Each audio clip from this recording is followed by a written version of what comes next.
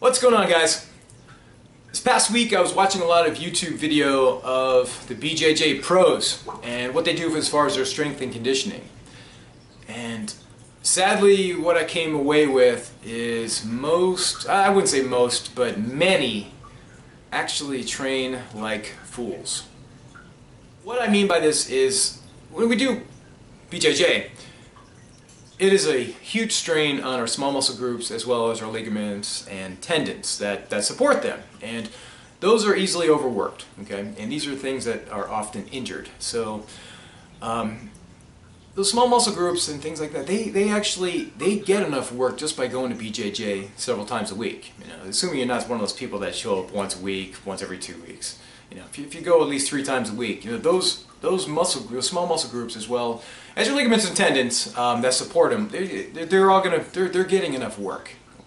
I saw this one video. I mean, oh God, it was BJJ showing his workout, and man, I don't know what the fuck he was doing, dude. He was kind of like, he was down in some kind of frog stance, but he was falling forward on his hands and kind of doing like a partial handstand, and I was just thinking, like, what purpose does this serve? It didn't.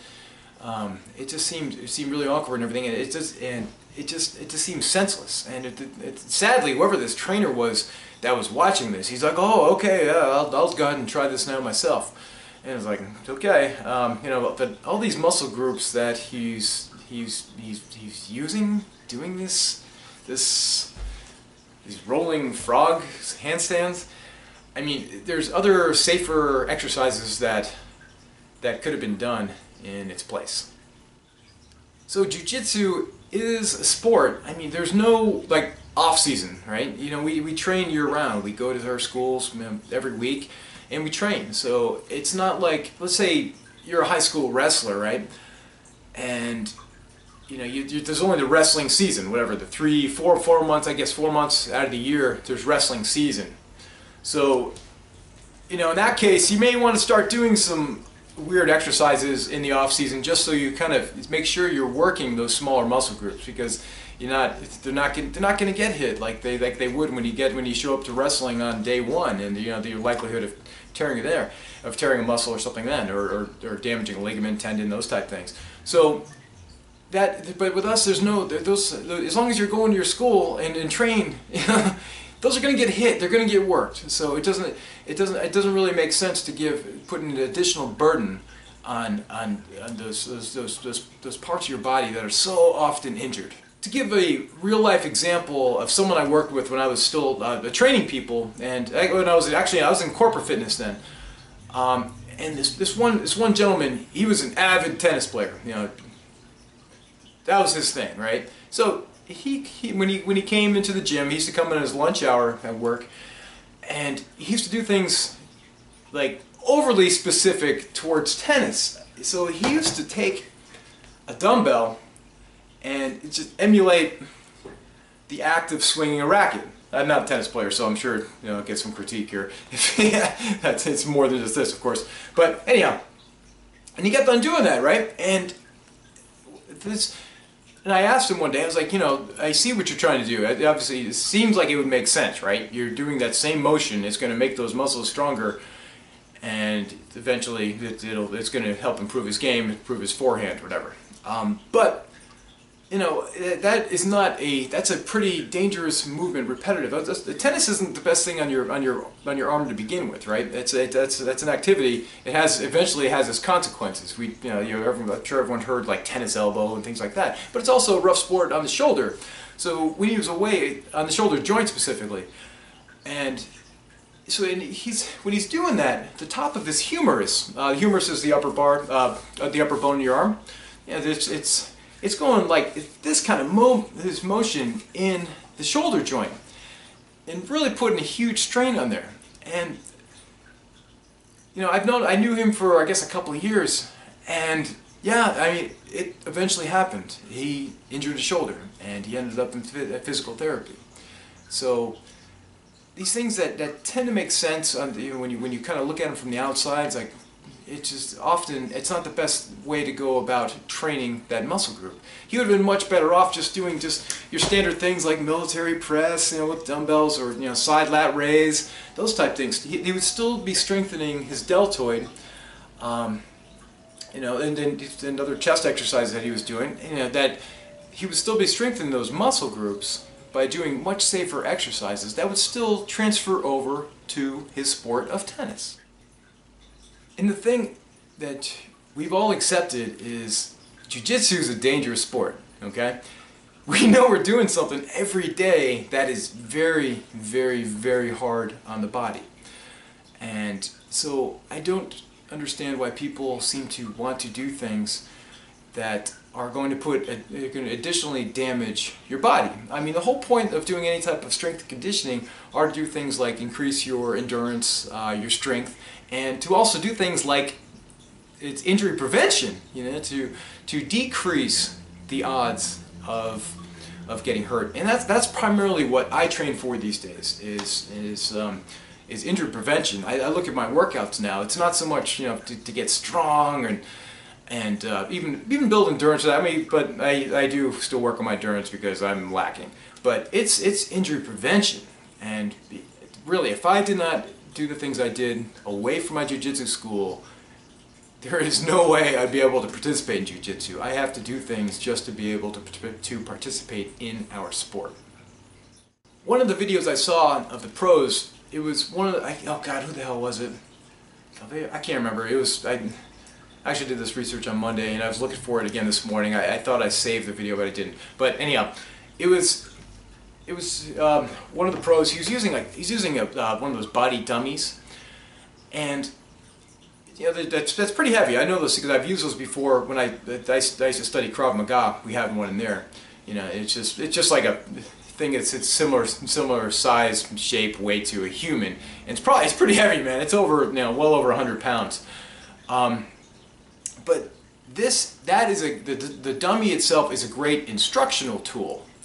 Okay, it's not a conditioning tool. It's something for someone to work on their technique. Okay, but whatever BJJ pro was using it, he was doing I guess time thing. Maybe I think he's going for like 2 minutes. Just doing these, slamming his back to side, just kind of.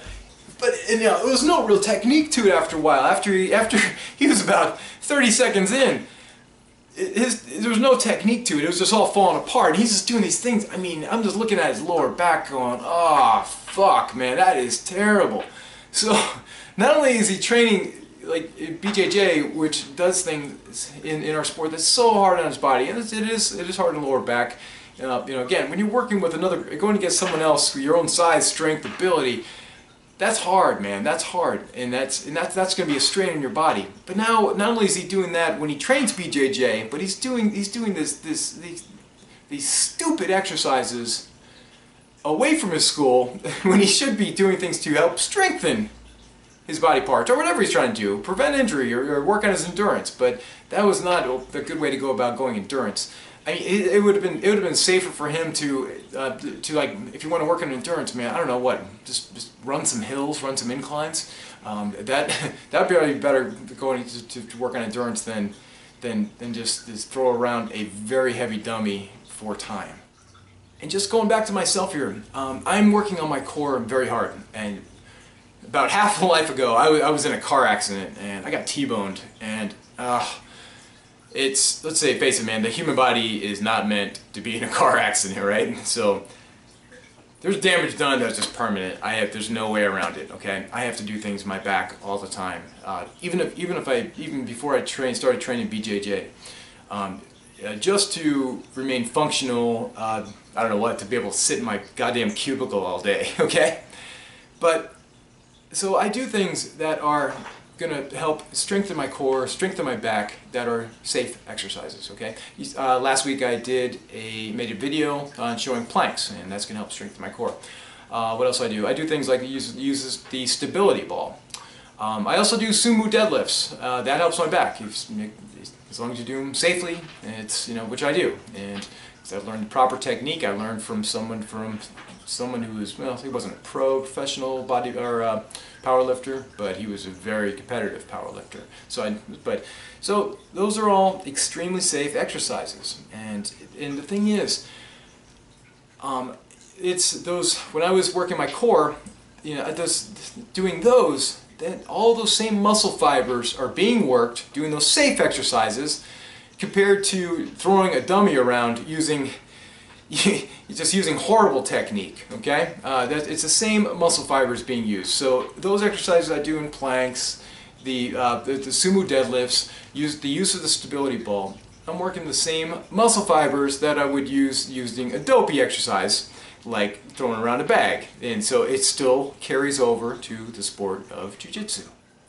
So guys, just to summarize, emulating the same movements we do in jiu-jitsu while we're away from our school only increases your chances to get injured. If you train jiu-jitsu 10 hours a week, okay, you've accepted that risk that that's 10 hours that there's a chance you could get injured, okay? So when you start, say if you train, but then you also add 2 more additional hours of strength and conditioning, that's also dangerous. Now you're doing 12 hours of dangerous work a week. You just increased it 20% chance more of getting injured. Okay? That does not make any sense at all. What we should be doing at gym should be safe exercises. Truth is, guys, if you get hurt lifting weights, that's on you. Okay? That is totally on you. There's a few things that went wrong. Okay? You either did not warm up enough, you're using too much weight, you're using too much volume. Okay? That means too many sets and too many exercises. Okay? It's totally on you. There's really, or using proper form, of course. So that's one thing. I have only been decades. I've been working on weights, and my injuries I can be counted on one hand from lifting weights. Most of them were when I was a dopey teenager, when my buddy used to come over. We had all the weights in my garage as a kid, and you know, we used to just act like fucking idiots as 15, 16-year-olds, you know, just where our egos were getting way out in front of our actual strength. And you know, there was one time I remember I hurt myself and using too much weight, and I wasn't able to lift anything heavier than my fork and knife for about a month. So weights have a way, and jiu-jitsu for that matter, have a way of humbling us. So keep that in mind, guys. As long as you use proper form, it is such a safe exercise. There's such safe exercises out there. And you know, to go back to the dummy throwing thing, and that's a much safer exercise. Would be for whatever pro that was, to get a good coach and to learn the snatch. The snatch is a safe exercise to do when it's done properly. It's extremely safe, and you'd still get the same work in his back, to still work on the explosion, I guess, that he appeared to be working on by throwing that dummy around. You know, so there's an answer for everything in strength conditioning, as far as for safe exercises. And just again, I get why people emulate the moves we do. I guess on the surface it seems to make sense, but it's so fucking dangerous. So just don't. And again, I'll start breaking down the individual workouts here more, hopefully soon. Damn time, man, time doing all that, and plus my old notebook here. Not exactly the quickest thing to work with. So, anyways, guys, I do appreciate you watching, and as always, please subscribe to my channel if you haven't yet. We'll talk to you soon. Os.